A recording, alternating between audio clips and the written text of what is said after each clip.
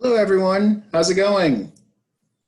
Wow, we have a lot of nice people on the line. Look at all these people.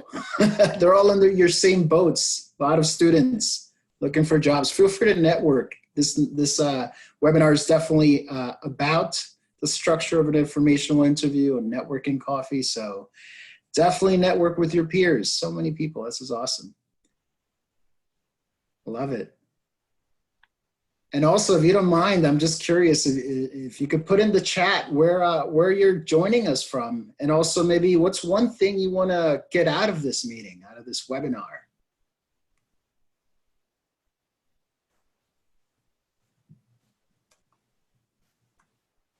We have about, I guess, 90 participants. I think there's about 200 plus. So we'll give it a couple of minutes over here. I'm going to go ahead and also share my screen so you guys could see the slides.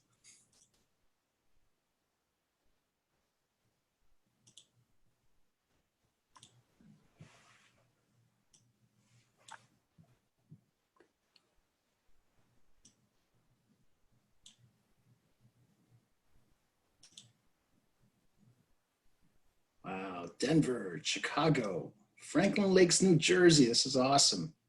Brooklyn, Israel. Wow, great. Boston. All over the map. Well, definitely all over the US and abroad. This is great. Florida, Manhattan, Alabama. This is great. And again, feel free to mention as well, maybe one thing you want to get out of this webinar.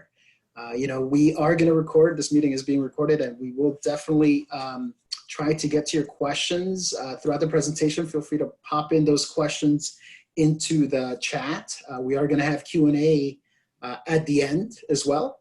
But in case we don't get to your question, the beauty of Flatiron is we all have a career coach. As students, you have that. So feel free to follow up, you know, with your coach on any question that maybe was unanswered. And again, we'll do our best to get to your question here. And hopefully, you know, my biggest, I guess, goal here is that you walk away with at least one nugget of insights for you to apply to the search. So let's see here. How many participants do we have so far? All right, 110. We'll give it a couple of minutes. Again, would love to see where you guys are coming in from or joining us from, location, and maybe one thing you want to get out of this webinar.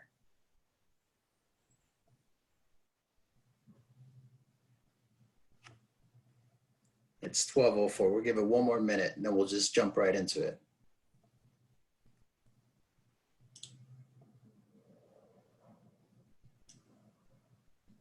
Love it. Okay, so we're definitely going to cover some of these. So how to approach initiating an informational interview, best practices for networking virtually. Yeah, we are unfortunately in times of the pandemic, and so definitely this will be a big part of it. There's also going to be some resources here, and you will get the slides in PDF format, and you can leverage a lot of the content on there, and it's with definitely being remote in mind. How to ask for a job in their company without asking. Agreed. I think that is a best practice right there. So we're going to cover that. All right. And with that, it is 12:05 here on my end. So let's go ahead and jump into it. Basically, just want to thank everyone for joining us in this second of a 4-part webinar series as part of Flatiron's Career Services. I understand again, lots of great people on the line. Last week, we had Susan Townsend cover uncovering the hidden job market. And today I'm going to be hosting how to structure an informational interview or networking coffee.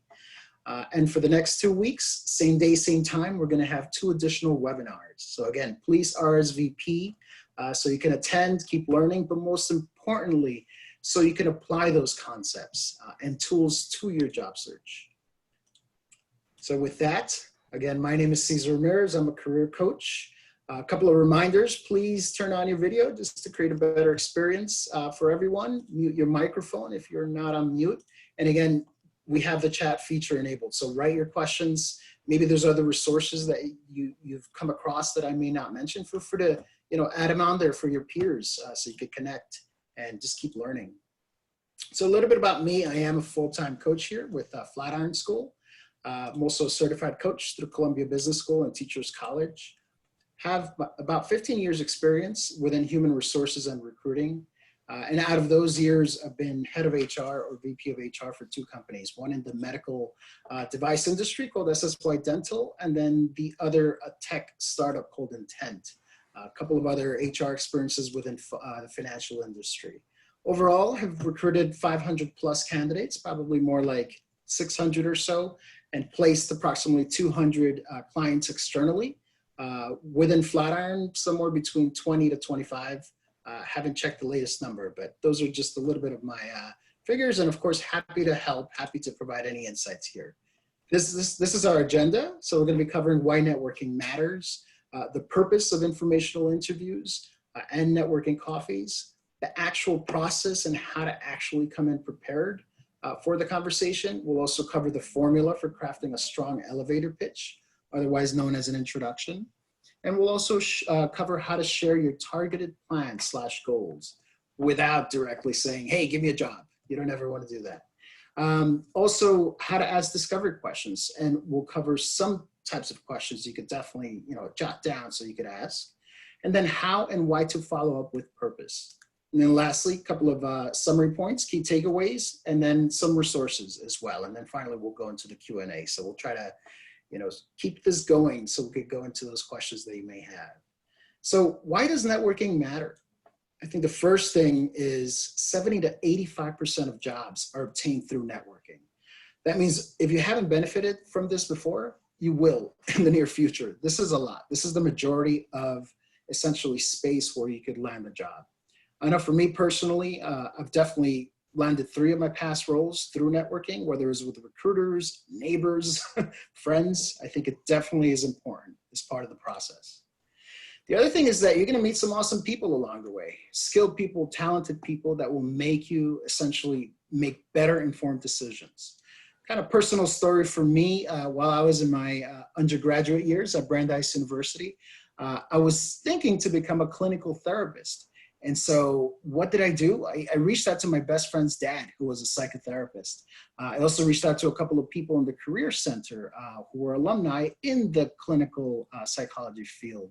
Long story short, asked a lot of questions, did informational interviews, and I learned that wasn't the right path for me, mainly for two reasons. One, I could become desensitized to people, and 2, quick burnout. And for me, I learned that not through school, not through online searches, but by networking. So again, I think it's important for you to just learn throughout the process. Lots to learn from people.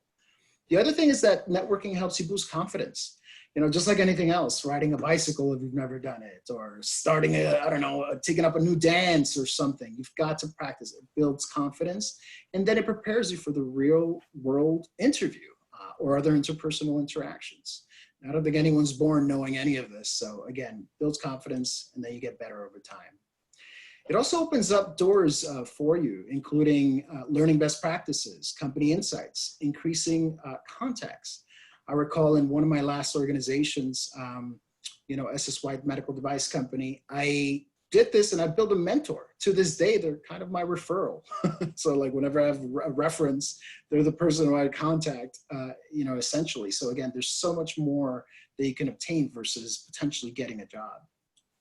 A couple of other points over here. I think it's important for you to convince 2 stakeholders. It's a little bit kind of relevant, but not irrelevant point.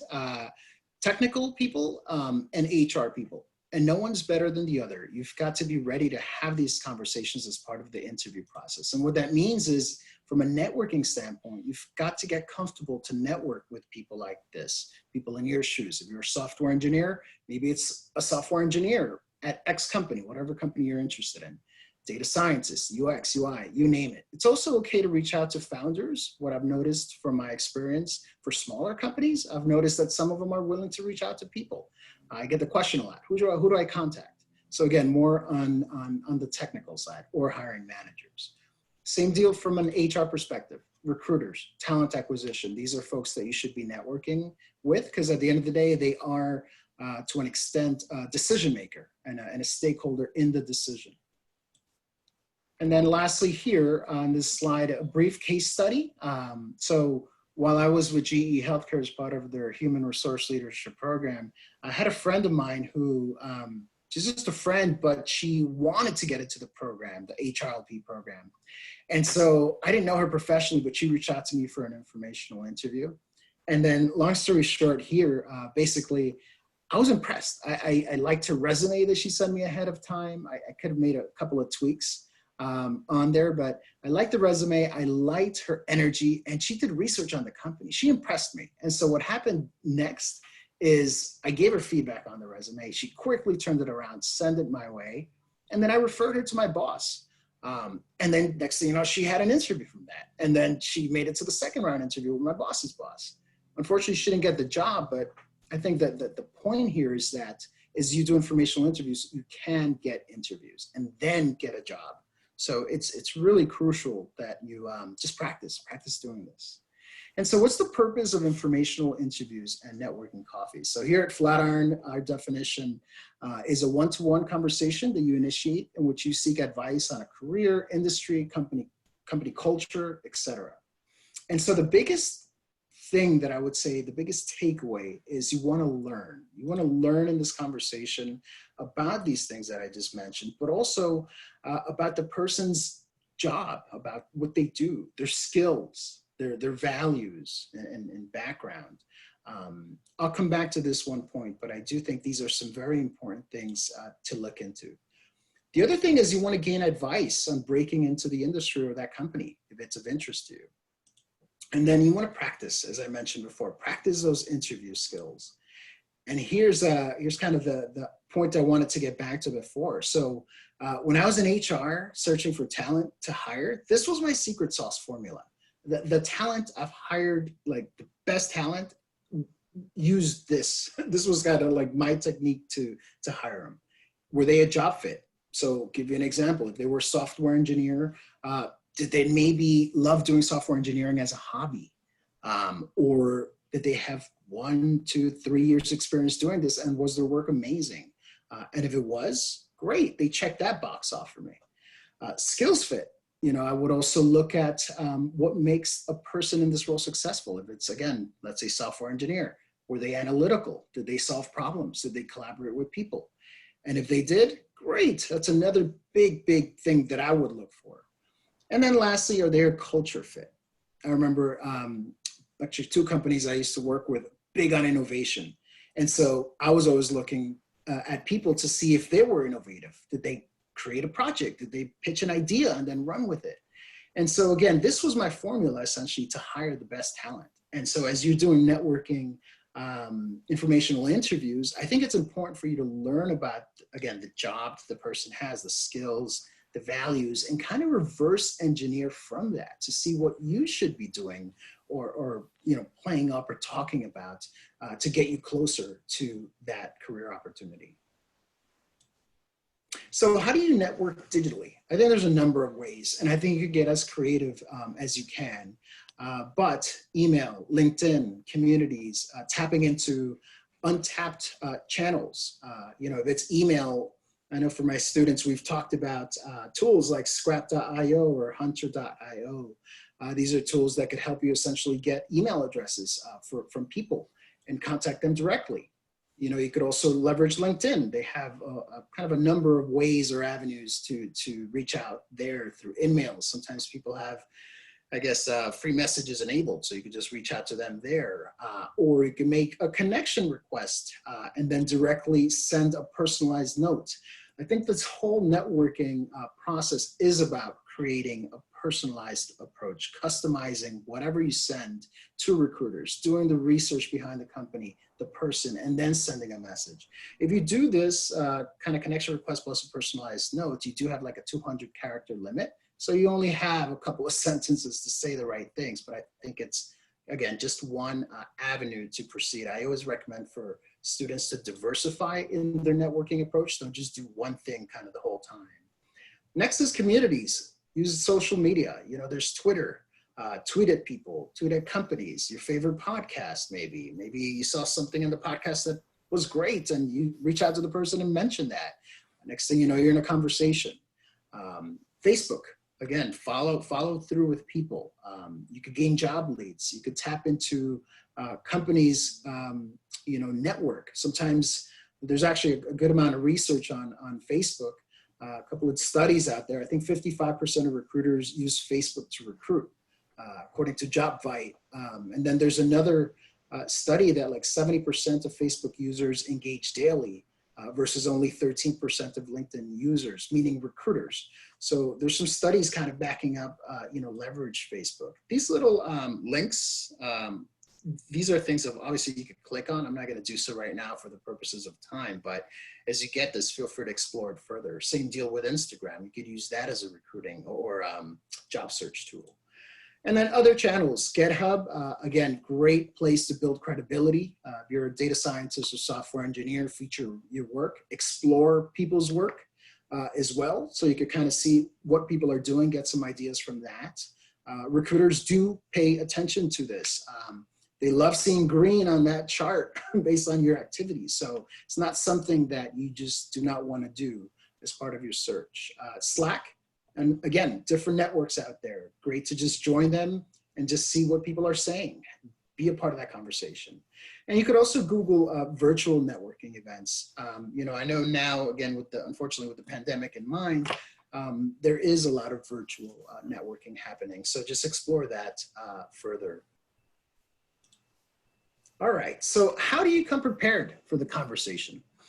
I think there's a number of things to keep in mind.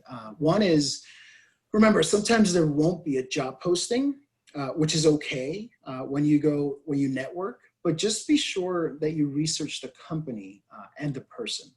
I think that's extremely important for informational interviews. If there is a job description, obviously research it, but you don't really want to talk about this in the conversation. I think it could really be, distracting to an extent because it may put the person in an awkward situation. Kind of like, don't ask for a job directly. Again, no one could really just give you a job offer if it's the first conversation you're having. I don't think it's a common thing because there's typically a team of people interviewing and so forth, in case you were wondering why shouldn't you ask that. Know your elevator pitch. We're going to spend some more time on this, but definitely know it and internalize it. And then know your resume. Quick point on knowing your resume. At least in my experience, I always view informational interviews like an actual interview. And so you've got to be prepared. You never know, again, when the person's in a position of power to make a decision, for that the conversation that you're having.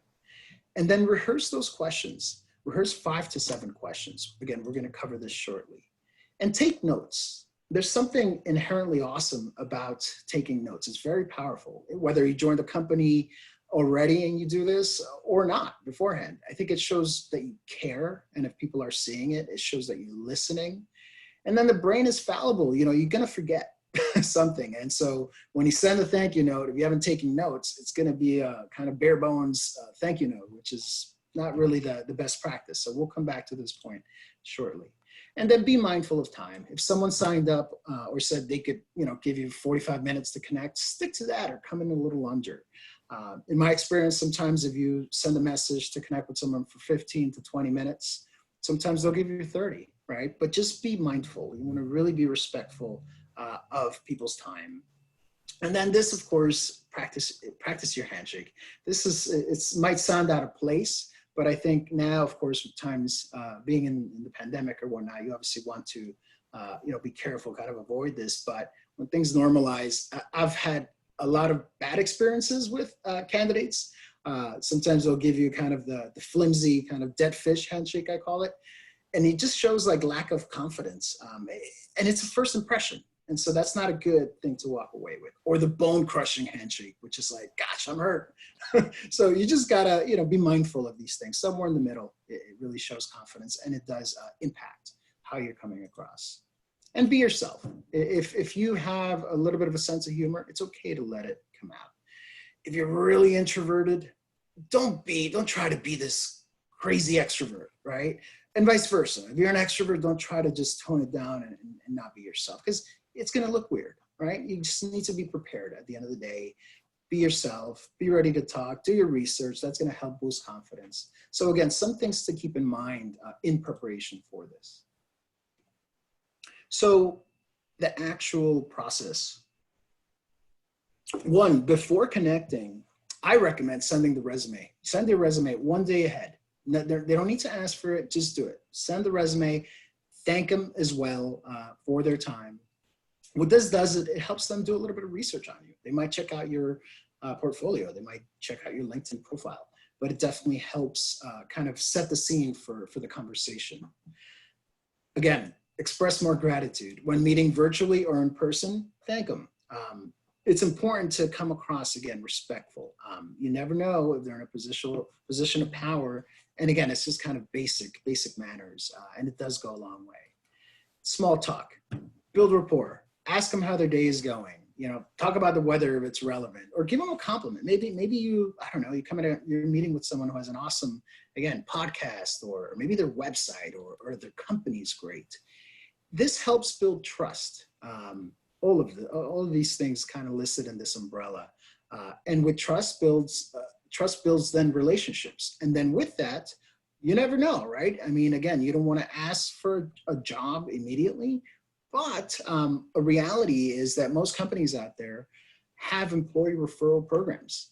Sometimes they will give, you know, the employee $100, $500. I think in the tech industry, I've even seen it go up to $10,000 if the person stays within the company for up to a year. So again, little things like that are important as part of the process. Elevator pitch, know it, 30 seconds to 1 minute.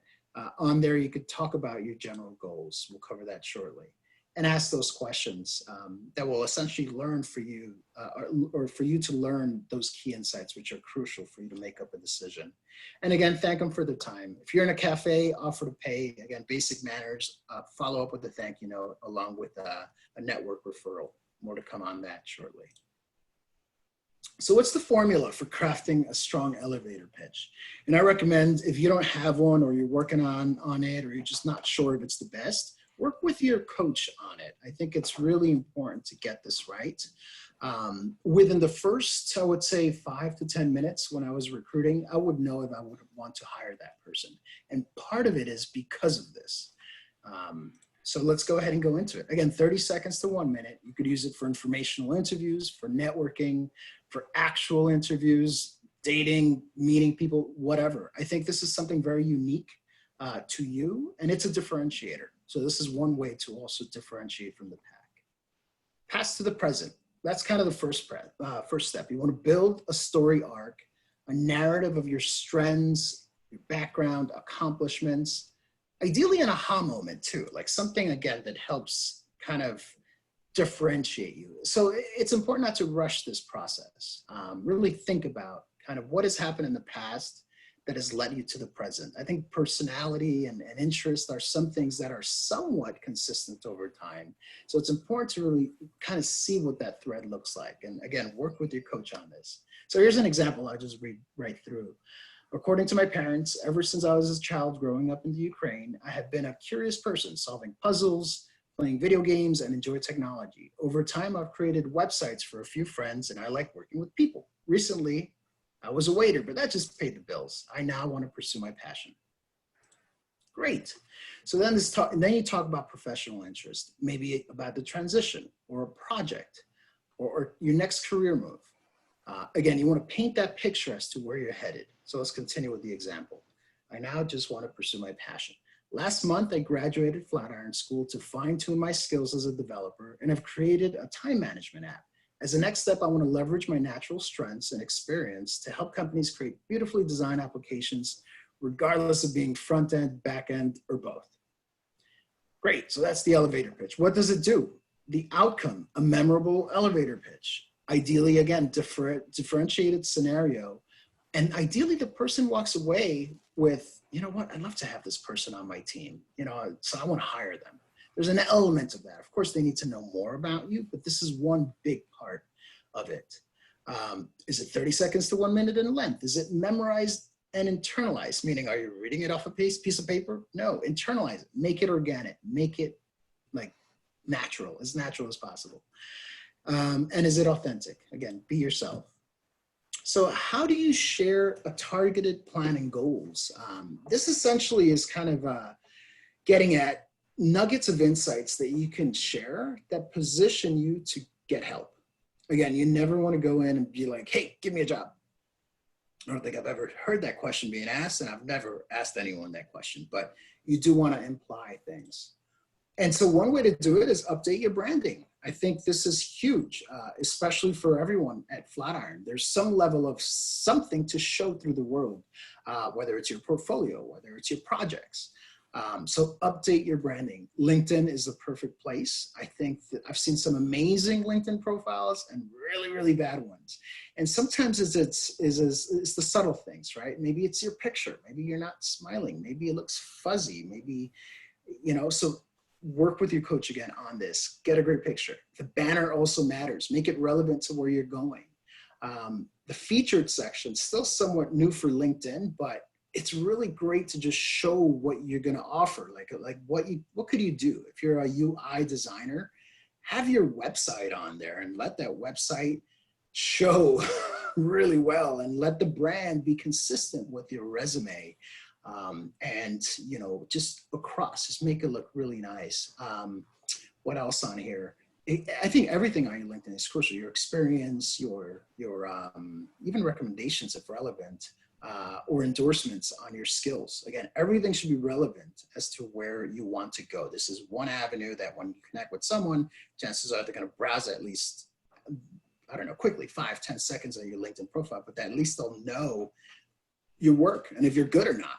That's the reality. People make split decisions like that all the time, especially as a recruiter. The whole 6 seconds per resume, totally accurate. LinkedIn, maybe 10 seconds, if that. So you only have kind of a couple of moments to make that impression. Your initial reach out message to the person or email is also another way for them to realize, oh gosh, yeah, this person is, interested in X, Y, Z. And so important to mention that. Your elevator pitch, remember, past to the present. This clearly shows, again, what you want to do. And then your closing and follow-up email. This is after you connect with them. You could also kind of reiterate your interests. And this is essentially your targeted plan and goals. And again, if you've made a good impression, I do think that people are willing to help out, and don't ask directly for a job. Okay, so how do you ask discovery questions? We're going to cover this along with some examples of discovery questions. So if you're doing an informational interview, again, via in person or video teleconference, I think it's very important for you to engage and connect. Eye contact shows confidence, shows you paying attention. Smiling, I think it's crucial. I think you don't have to smile all the time, but at least once in a while, it shows that, again, you care, you're paying attention. If you're not doing, let's say, a video teleconference or an in-person, it's just telephone, you could still smile. You could hear a smile on the telephone. I remember, clear smile is when I was recruiting, and I love that. It shows personality, it shows interest. I guess another just kind of note, you could also stand up. It's a technique, sales technique from a while back ago. You could stand up. It helps project your voice. Again, if you're just doing a phone interview. And you can look at your notes as well, briefly, if you're doing a telephone conversation, in case you forget. Again, let's go here. So be curious and empathetic. This is another important aspect of learning, again, how to connect with people. It shows you're listening, goes a long way. And prepare 5 to 7 questions, practice how to say them. I think another note on asking questions, people do like talking about themselves generally, especially if you're reaching out to them. There's a reason why they decided to connect with you.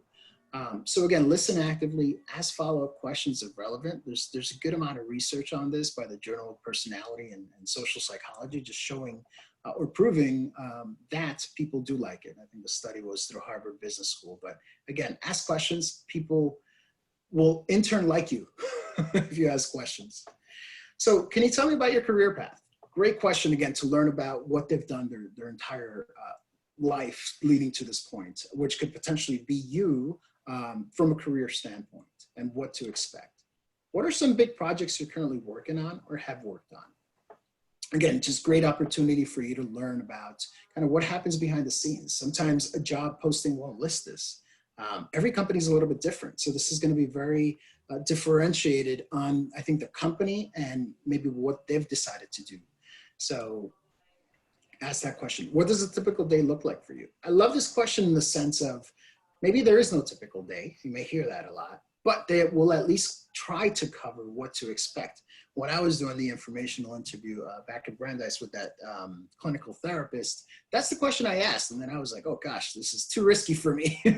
And so I decided not to, but I chose something tangible. HR, coaching, psychology, still related. What do you like most or least about your work?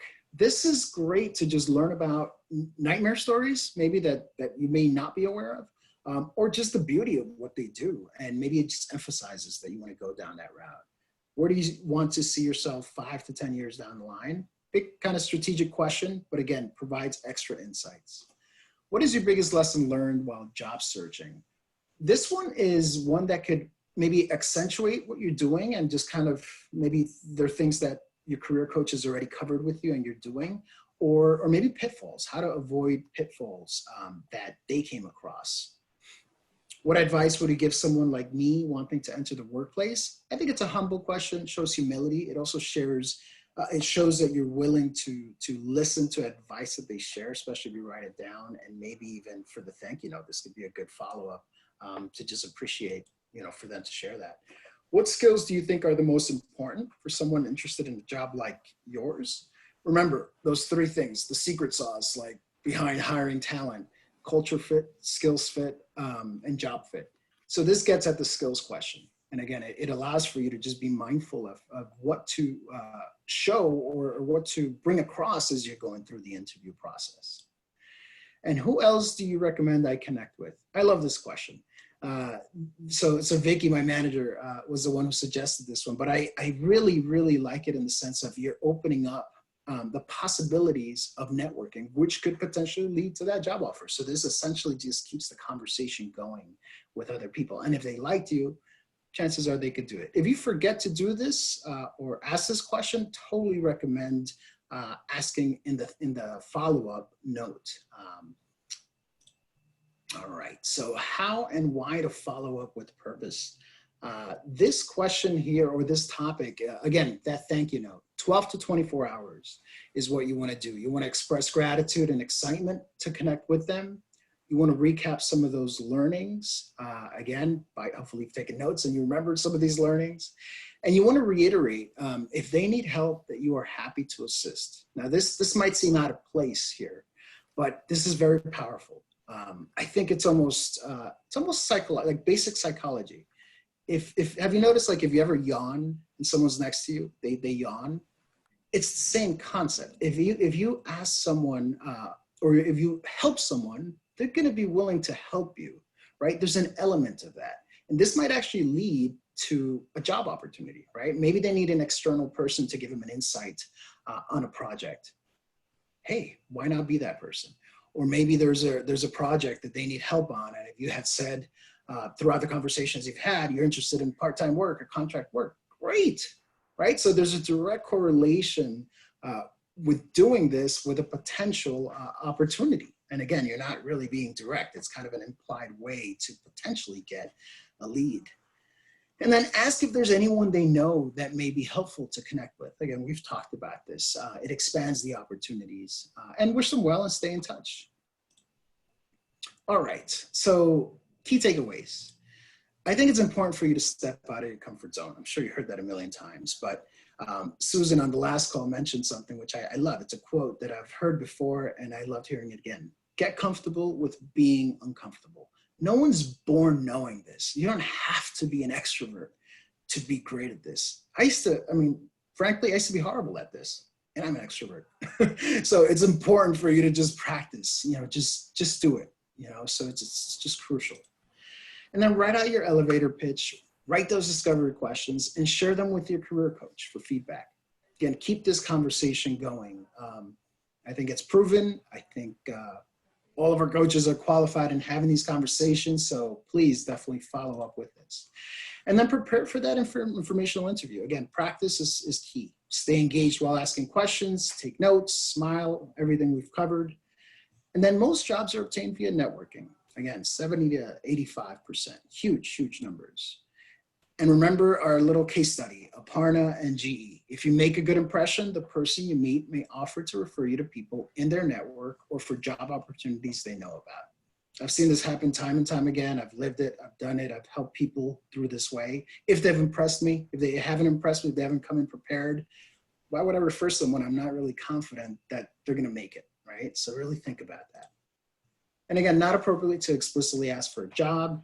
Informational interviews are for advice, a forum to answer your questions, and for general relationship building. And a couple of resources. Again, I'm mindful that we're in the times of the pandemic, COVID-19, and so these are resources that I put together just based on a quick search. I think it's 5 different links here: Fortune, CNBC, The Muse, and Korn Ferry. As well as, I guess a couple of years ago, I wrote a book on the topic, How to Land a Career You Love, just another resource out there that you could leverage. And a couple of other points before we go into Q&A. So we have upcoming webinars, as I mentioned in the beginning. So next week, May 27th, Jolie Brown will be presenting Building Your Credibility Through Your Online Brand Presence. And then June 3rd, Molly Kine will be hosting Value Added Projects. So be sure to mark your calendar, RSVP, but most importantly, walk away with something you could apply and just do it. One thing we didn't talk about, but I think is essential, my students that I've seen land jobs the fastest do this, you've got to be hungry. I know it's hard, it's really hard. What I've seen 80% of the time, you're getting rejected doing this whole search. But if you keep going at it, you're gonna see results. So just hang in there, keep doing it. It's doable. Even in the pandemic, people are getting job offers. So anyway, with that said, thank you so much for patiently listening. I'd love to answer any questions. And again, as I mentioned before, if we don't have time to answer all of the questions, do follow up with your career coach. And that's about it. So Mina, welcome back, and thanks in advance for your help. We'd love to see what questions are in there. No worries. Thanks for everyone for submitting some questions. And I also gathered a few questions from the chat. So I appreciate everybody participating. So I'm just gonna, not in any order, I'm just gonna rapid fire question Cesar right now. So how do you avoid awkwardness in professional conversations? How do you avoid awkwardness in professional conversations? I guess, it depends on the type of awkwardness, but I do think that it's practice. It's really practice. Even in interviewing, you could be awkward. I'll use myself as an example. I was awkward while interviewing. So in the beginning, when I was interviewing, my hands were like all over the place, right? And I knew this because I contacted a coach and they recorded me. And I'm like, why are my hands like all over the place? It looks horrible. It was awkward, and I didn't even know it. So it was like extra awkward. So my point is practice, practice. Use your coach to have these conversations. I guess for this, I'd love to hear kind of what's the awkward part, and then you can work through that. But I think it's crucial to just practice, keep practicing. Maybe you don't have, maybe it's dead silence. Maybe that's the awkwardness. And so you need to have questions written down to be ready to make up for that. Or maybe it's the small things in a conversation. Let's just go with that example. Maybe it's the ahums as you listen, like, right, right, eye contact. All of that could make things not awkward in a conversation. But again, I'd love for you to follow up with your coach so you could explore that further. Thank you. What's the best way to virtually connect in place of grabbing a coffee? Yeah, so I think, again, we covered some of those opportunities here. I think email, I think LinkedIn, I think get out there, not out of the house, but, tap into those communities and explore what is out there from a content perspective and try to connect with those people. I think a great way to do it is you'd love to learn more about them as part of that initial email or message. You kind of want to mention, maybe the formula is, I noticed you gave a great presentation. Would love to, and you're a I don't know, data scientist. I'm also a data scientist, would love to connect to learn more about your career path. Do you have 15 to 20 minutes? Bingo. Hopefully they say yes. If they did say yes, prepare like we just talked about. And that's a great segue to exactly what we talked about. So yeah, I think that could be a good replacement for getting out there and going to cafes or meetups or whatnot if you're, worried about that. There's a few questions regarding just follow-up after a networking event, or even just follow-up after not hearing back from a reach out. Do you have any recommendations or tips around that? Yeah, so in terms of, I don't know, immediate follow-up, 12 to 24 hours, informational interviews or an actual interview, I think that's customary. If you, let's say, don't hear back, I think 1 week after is good. Do that 3 times. And if you don't hear back, they're probably moved on or they're not interested, but I wouldn't overdo it after that. If you wanted to space it out further, you can. Maybe it's every 2 weeks after you reach out that initial time. And I've actually seen other people reach other channels. Sometimes, and what I mean by that is if you sent, let's say, 2 emails and they haven't responded, maybe send a LinkedIn message and mention how you've reached out a few times and you'd love to still connect. And you're just mindful, of their time, that they may be busy. One thing we didn't talk about is empathy as you reach out in these times. I think it's important to mention little things like, hope you're well, given the current time we're in. When you first mentioned something like that, this pandemic has been a little crazy and people have been impacted. So I think just being empathic in there is important too. But yeah. Good question. A student recently attended an online conference, which was worthwhile, but there wasn't any time to connect with people afterwards. I guess this question could be twofold. Do you have any recommendations on how to follow up with like the presenter or any other, folks from that company? Or is there a way to know ahead of time if that event was just a presentation or a networking event? Yeah.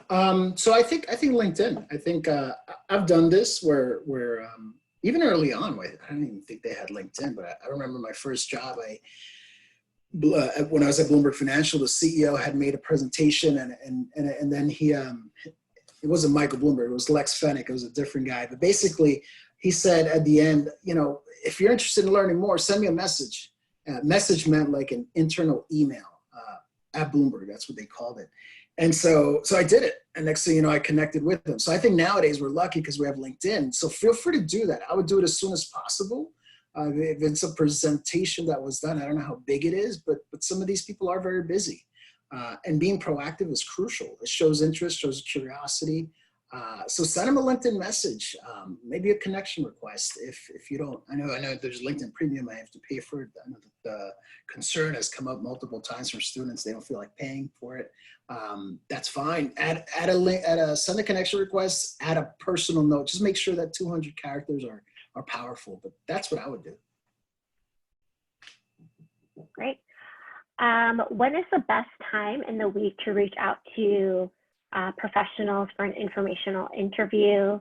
Do you think the beginning of the week, the middle of the week, or towards the end of the week is more strategic? That is a tough question. I don't think I have the answer to that. I think it depends on the person. I think everyone's a little different. I'm one of those anomalies. I'm an extra morning person. Come 5 o'clock, I'm like slowing down. But so it depends. So for me, if I see a message like 4 a.m, I'll probably respond to it right away. 5 a.m, whatever. I think a lot of people are active on the weekends. They have a little bit more time as well. So I've seen some more activity personally as well on the weekends. I just think it depends. I think just network whenever it makes sense. I mean, if there is, we don't really talk too much about like HR versus someone in your shoes, like a UI person or UX, but if there's a job posting available, I would say within the last 3 weeks that was posted, maybe the same day, maybe the next day, maybe the same week, whatever. Within 3 weeks, reach out to HR, to a recruiter within that company. Whenever, it doesn't matter. The day of the week doesn't matter, but just I would be proactive as to when that was posted. I wouldn't wait a month, 2 months. They've already filled that position or have moved on. So I don't know, tough question, but just do it whenever. I don't know any specific time that works best. Depends on the person. Great, and just conscious of time, I'm just going to ask one last question. So what tips do you have for offering help with the person that you're meeting with when you don't feel like you have much to offer right now? This person was always vague and just saying, hey, if you ever need anything, don't hesitate to reach out. But is there any tips that you would like to recommend for this piece? I'm sorry, Mina, you cut out a little bit. Can you come again? Yeah, sure. So tips for offering help when we don't feel like we have much to offer. I've only ever been able to be vague. If you ever need anything, ... Got it. Yeah, no, I mean, I think just mentioning it is fine. I mean, if they reach back out and say, if they reach back out, that's a good thing. You've kept the conversation open and they believed in you to an extent to even do that. So that's already a good thing. But if you believe you really don't have anything to help, I would explore more of that, because I would suspect, and again, follow up with your coach, but I would suspect if you're going into a field that you're interested in, you're gonna have some level of value to provide. Even if it's small things, you don't have to write a huge, great, you have the ability to create an app for a company to solve one of their problems, do it. But it doesn't have to be that. I actually had a coaching conversation earlier this morning with a student, a UI student. She essentially was interviewing with a company, and she had been ghosted for a week, and she was concerned. And so what she ended up doing is she wrote this or created this kind of it looked like a landing page for a company who had a really antiquated one, and followed up again and said, hey, just following up on our conversation that you're interested in building, your overall kind of look and feel. And so I created this. Bingo. Person responded. I think it was a week, less than a week later. I think it was a day after responded to follow up with that conversation. So it could be as small as that. It could be as small as a suggestion. Maybe there's an article. I mean, it depends what they're asking. Again, I would follow up with your coach, but I would suspect you have something to offer to that. And I think you should at least try to do that. I'm sure Molly will cover this to an extent, these value-added projects a couple of weeks from now. I do think it's a crucial thing to differentiate.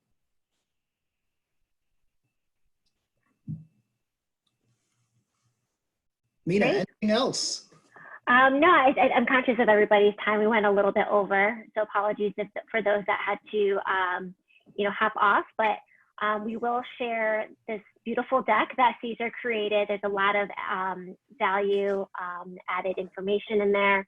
And then also we will send out the link to this recording. Awesome. Thanks so much. Appreciate it. Bye, everyone. All right, thank you.